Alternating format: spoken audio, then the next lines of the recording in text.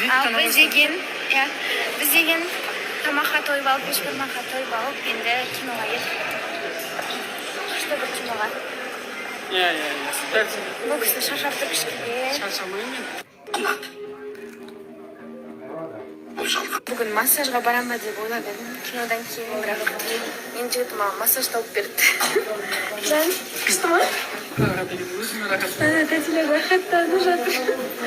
Ойбай, күшті екен нәрсе негізі. Человеку просто нужен человек.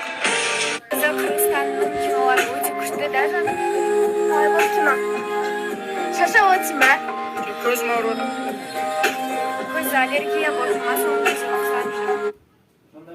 Сіздер уақыттарыңызды тиімді пайдаланғыларыңыз келсе, мен сіздерге қызықты өте күшті сайт таптым. Аты Пинап деп аталады.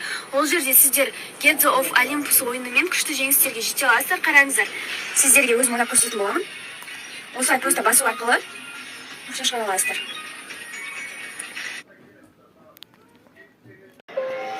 Я эгоистка. Я добрая. Я никуда не гожусь. Я хороший человек. Я должна быть как все, но... Барлықтарыңызға қайырлы кеш тағы да и менің соцыме жазып жатқан жандар менде барлығы дұрыс.